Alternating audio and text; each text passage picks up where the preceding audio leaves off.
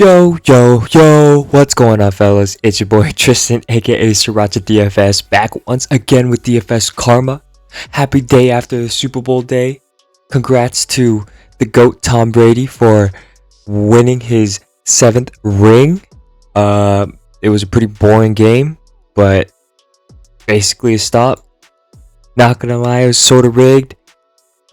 Just kidding, it wasn't rigged, but there was a lot of calls that went into the Buccaneers' favor, especially in that second quarter. So I am not disregarding that, but it doesn't really matter. I think that they still played a better game. Yeah, I mean, they showed why that they were the better team. Definitely outplayed him in all aspects. So well deserved, Tom Brady, GOAT. Welcome to another episode of First Impression.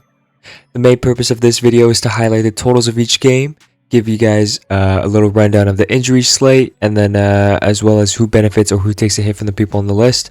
Make sure to subscribe to this YouTube channel so you don't miss out on any of our free media content or our live streams. Also, make sure you're in our free chat room where we discuss all things DFS all day, every day, 24/7. All you have to do is go to chatdfs.com to get in for free. The link will be down in the description down below. Along with that will be our a link to our core plays, our membership options, and our premium articles. So be sure to check that out as well. This main slate got, I think, 8 games. Not too bad. Pretty good size slate. A good amount of injury news, so let's go ahead and dive right into it. The first game on the slate is Houston at Charlotte. This game opened up at a 218.5 total, with Houston being favored by 1.5.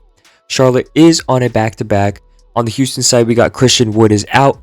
Because of that, I do like DeMarcus Cousins. He's still cheap on FanDuel. I think he's priced correctly on DK, but he still has major upside. John Wall is also someone I'm looking at, Victor Oladipo, and Eric Gordon as well. On the Charlotte side, we got Devontae Graham as questionable. He did not play last night, and I'm not sure how severe his injury is, so we will monitor and also get that news before lock today. So if he is out, I like LaMelo Ball, who should see the start again. Terry Rozier, who went off yesterday, actually. He sees a good amount of usage when Devontae is off the floor. Gordon Hayward is also someone I'm looking at, and Cody Zeller is a decent center play. I can definitely see Charlotte coming out flat on a back-to-back. I just have a feeling, especially against a Houston team who I think has been pretty good defensively ever since the trade. So that's something to note. Toronto at Memphis is the next game. This game opened up at a 224 total, with Toronto being favored by 2.5. Toronto does have OG and Anunoby out for this game. Because of that, I do like the 3 Raptor guys who should be seeing a ton of minutes, a ton of usage. They should be usually the main guys that are scoring on the team. Kyle Lowry, Fred VanVleet, and Pascal Siakam. I would not recommend playing all 3. I would mainly choose 2 of the 3 if you were to pick this spot. On the Memphis side, we have DeAnthony Melton is out, Brandon Clark is out as well, and then Jaren Jackson is also still out. I do like Ja Morant in tournaments, but if you were to go here, I think you would need a little game stack. Ja Morant finally saw over 30 minutes since they had that long 2-week hiatus from playing, and Jonas Valanciunas had 24 minutes in his first game back. That's just something to note. They don't have Brandon Clark today, but they still have Gorgui Dieng, so he could definitely see minutes. Jonas Valanciunas, he's been dealing with COVID. He just played his first game. I'm not sure how many minutes he's going to play next game, but 24, I would assume you can only go up. So next game on the slate, Washington at Chicago. Love this game. Opened up at a 242.5 total, with Chicago being favored by 2. I think this is the highest total of the day. So definitely a game to target. On the Washington side, we have Russell Westbrook as uncertain. He could rest today, or he could play his first back-to-back. We're not sure yet. This is just something to monitor. I know it comes out at 5 p.m., but lock in your first plays at the 4 p.m. game or the 7 p.m. game if you're in the Eastern side, and wait for this news, because this is going to be huge if it doesn't come out earlier on in the day. If Russell Westbrook is out, I do like Bradley Beal, Rui Hachimura, And also Davis Bertans in tournaments. I am not going to stop playing this guy until he pops out for me once. I have seen what he can do. He is a sharpshooter. He is playing like absolute garbage right now. So I'm playing this full until he has his pop-off game. On the Chicago side, we have Otto Porter is out. Wendell Carter Jr. still out. And Lauri Markkanen is doubtful. Because of that, I do like Patrick Williams and Denzel Valentine a good amount. And then Zach LaVine and Kobe White should shoulder the offense for this Chicago team. In the next game, Golden State at San Antonio. This game opened up at a 233 total. San Antonio is favored by 1. On the Golden State side, we got James Wiseman is out. Kevon Looney is also out. And Eric Paschall is questionable. If Eric Paschall is out, I do like Draymond Green, but I do not expect another ceiling game from him. This is a totally different matchup. Dallas didn't really play defense the 2 games that Golden State did play him. And also Steph was on fire, so that's where he got a buttload of his assists. I do like Juan Toscano Anderson as cash if Eric Paschall is out. And then Kent Bazemore is a punt tournament play. On the San Antonio side, we have Lonnie Walker is out. LaMarcus Aldridge is also out. And the people that I like because of that news, or who I'm looking at, I guess, are Derek White, who played, let's see how many minutes he played. I forgot. 29 minutes, which is a total bump up from his 25 that I mentioned last time. I do expect that to either stay like that or go up. I don't expect it to be reduced. So he's a decent play tomorrow. DeMar DeRozan, a pretty good play tomorrow. He shoulders the offense. He's basically going to have the ball in his hands a lot. I do like Patty Mills in tournaments. He thrives in this game environment. And also Rudy Gay. If they go small, you can definitely see Rudy Gay play a lot of minutes at the power forward position or even the center spot against Draymond. Definitely not sure what's going to happen there. And something to note is Keldon Johnson has been completely underwhelming the past couple of games without LaMarcus Aldridge. I'm not sure when he's going to get back to his regular self.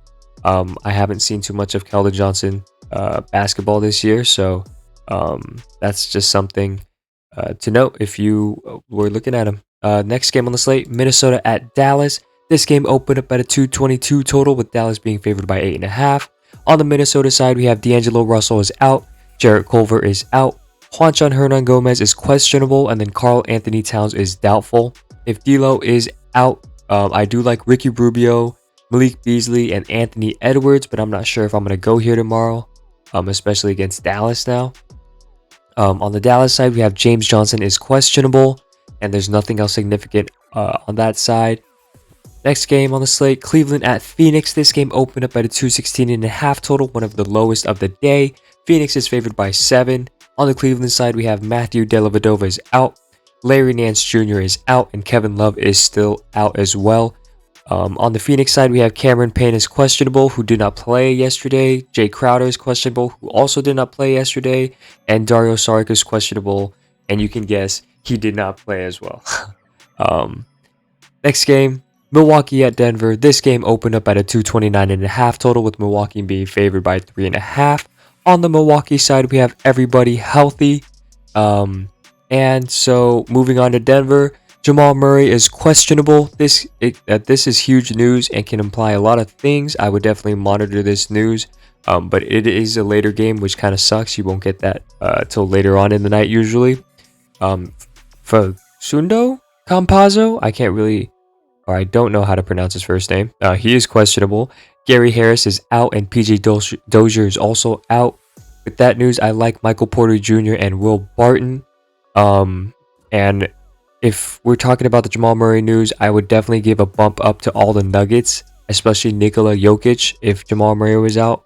I also give a bump up to Monte Morris in this spot with Jamal Murray out, or if he is out, sorry, don't want to confuse you guys. And then RJ Hampton is a punt play for sure. I think he got like 27 minutes last game, or something near that. And that was when Jamal Murray was out, so definitely monitor this news. If you run a few of the Denver people, then I think you have to run it back with either Chris Middleton or Giannis. Usually Milwaukee has a couple players that get up to value when it's a close game. Last game on the slate, OKC at the Lakers, opened up at a 217.5 total, with Lakers being favored by 12. On the OKC side, we have Theo Maledon is out, George Hill out, Isaiah Roby out, and Mike Muscala is out as well. I do like Al Horford, who might have to play a good amount of minutes tonight with maybe Darius Bazley as the backup center against Montrezl Harrell. The Lakers have two big guys that they like to start, so Al Horford will definitely be needed at least most of the time during the night. I would watch the starting lineup news. What I'm expecting is Shai Gilgeous, Lou Dort, Kenrich Williams, and Darius Bazley, and then Al Horford. But we could see something else. Definitely gonna have to monitor that throughout the night. There's a lot of usage to go around, and not just usage but minutes, because they're missing a ton of people. So I know it's not a great matchup against the Lakers. It's not a great total as well. But if Anthony Davis, who is questionable, were to sit out, then this game will definitely stay close, and I would like a game stack for sure. But like I said, Anthony Davis is questionable. We don't know, or we won't know probably until towards the end of the night if he will play or not. LeBron James is probable, so I do expect him fully to play. If Anthony Davis is out, I do like Kyle Kuzma, Montrezl Harrell, and then probably LeBron James as well. And yeah, that wraps up this first impression video for the next upcoming NBA slate. If you like this video, please go ahead and give it a thumbs up, and don't forget to subscribe to this YouTube channel for more daily media content. Did I say daily media content and live streams? Hopefully this helps you guys begin on where to target for this NBA slate. I appreciate you guys all for watching, and as always, it has been your boy Tristan, aka SrirachaDFS. Good luck on your contest tomorrow, and have y'all a good one. I'm out. Peace.